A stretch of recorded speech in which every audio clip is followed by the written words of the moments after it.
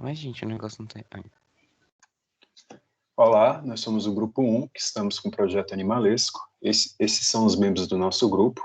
Eu sou o Durval e vou falar um pouco sobre os padrões de projeto GOF. Antes de mais nada, padrões de projetos são uma solução geral para um tipo de problema que acontece com frequência dentro do mundo de software.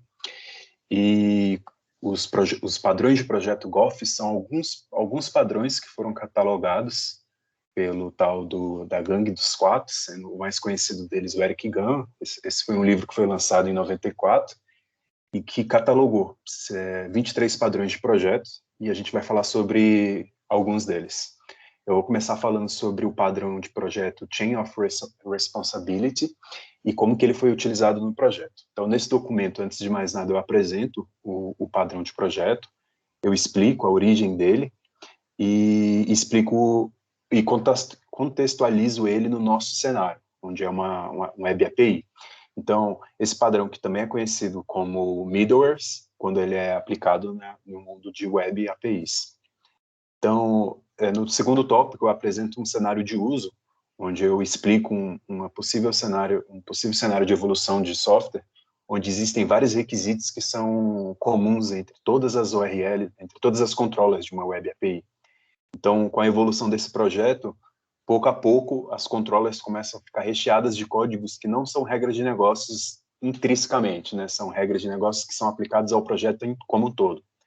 Então, uma solução para esse problema de uma controller que tem muitas coisas que excedem a sua responsabilidade original é você criar uma cadeia de responsabilidades, onde são vários módulos que vão ser executados um após o outro, sequencialmente, e que essas responsabilidades que são intrínsecas do projeto são colocadas nesses módulos. Então, no exemplo, eu coloco a responsabilidade de autentificação, a responsabilidade de controle de limite de acesso, de restrição de IP e compressão de respostas.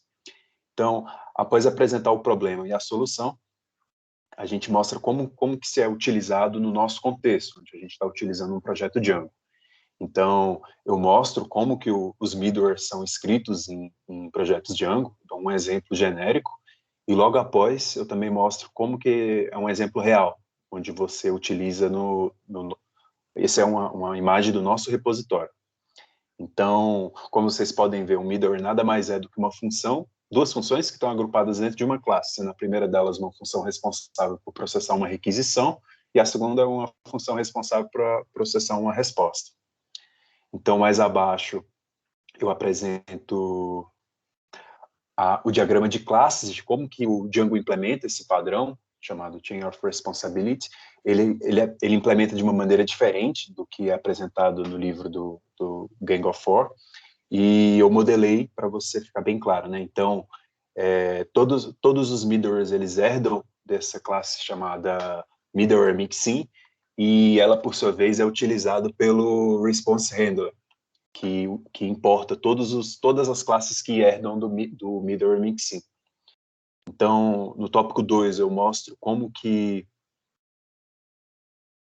fica o diagrama de pacotes dentro do nosso projeto, né? Então, no nosso projeto, no nosso back-end, existe um diretório chamado config, e esse diretório config é utilizado pelo código interno do Django, e todos os módulos da aplicação que tem o middleware, eles escrevem esse middleware dentro de um arquivo chamado middleware.py, e simplesmente referencia no config, lá no arquivo settings.py.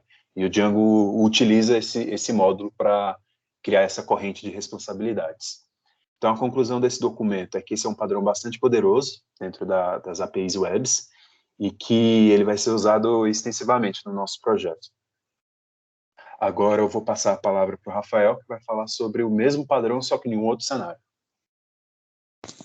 Eu sou o Rafael e eu vou falar também do Chain of Responsibility, mas uma aplicação que foi listada no front, que, como o Duval já falou, a base do Chain of Responsibility seriam os middlewares, e no front-end nós listamos o uso dos interceptors do pacote do Axios que a gente está utilizando para fazer as requisições ao back-end. A gente listou essa funcionalidade do Axios como um Chain of Responsibility, porque ele funciona basicamente da mesma forma que um middleware, interceptando, como o próprio nome diz, as requisições que a gente realiza do back-end. E nesse caso aqui, como ele é mostrado um exemplo no código, ele, quando existe, né, ele liga o header de autorização àquela requisição para que a gente permita que a requisição seja feita mesmo só por um usuário autenticado. E essa foi a aplicação do Chain of Responsibility no front. Agora eu vou falar também um pouquinho do padrão Strategy, que a gente listou também no front-end. Introduzindo um pouquinho o padrão Strategy, ele permite que a gente defina uma família de algoritmos e a gente coloque eles em classes separadas, a gente faz eles serem classes intercambiáveis e a gente tem um index, como é um exemplo do nosso código, onde a gente junta tudo isso para poder utilizar. Então, um exemplo da aplicação do Strategy no nosso código foi a função useService que a gente criou, que ela basicamente é utilizada para chamar qualquer um dos outros services criados. Aqui eu coloquei como um exemplo o service user, que ele tem alguns algoritmos aqui, seria o create user e o get user, e dessa forma a gente listou como uma aplicação do Strategy. Agora eu vou passar a palavra para o Leonardo, que vai falar um pouquinho do padrão State. Olá, eu sou o Leonardo, e para dar continuidade eu vou só falar um pouquinho. O State ele é um padrão comportamental também. Ele permite que a gente altere o comportamento do objeto internamente. Então, a partir do que a gente desenvolveu, né, a gente está utilizando, como já foi dito pelo Rafa, né, dentro do front-end a gente está utilizando o React Native. Então, o React Native ele já tem algumas possibilidades de implementação por padrão desse state, que vieram com algumas atualizações, como hooks, que a gente pode utilizar o useState para definir tanto uma constante quanto uma função que altera sem uma complexidade muito alta esse objeto. Outra coisa que eu poderia citar também, que está dentro do hooks, é o userContext, que a gente utiliza um contexto geral para definir uma propriedade e uma função para que o objeto seja alterado, sem a necessidade de ficar passando as props entre tela e tela. Aí, por exemplo, lá embaixo tem um exemplo, onde a gente tanto no exemplo tem a utilização do state, quanto a alteração dele no setUser e no user na linha 6 e 7. Agora eu vou passar a palavra para a Dani, para ela falar um pouquinho mais sobre um padrão comportamental Iterator.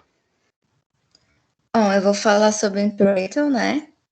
E ele basicamente permite percorrer os elementos de uma coleção sem expor sua representação subjacente, né? A ideia principal do padrão é extrair um comportamento de passagem de uma coleção para um objeto separado, denominado iterator, né? Além de implementar o algoritmo em si, o iterator capsula todos os detalhes do percurso, como a posição atual e quantos elementos faltam para o final. E por causa disso, vários iterators podem passar pelas mesmas coleções ao mesmo tempo, independentemente um dos outros. Todos os iterators devem implementar a mesma interface. Um exemplo de iterator que a gente utilizou no nosso front-end, na linguagem JavaScript, foi utilizada uma abstração de padrão por meio de loops. Bom, obrigada por estar até aqui assistindo a nossa apresentação e até a próxima.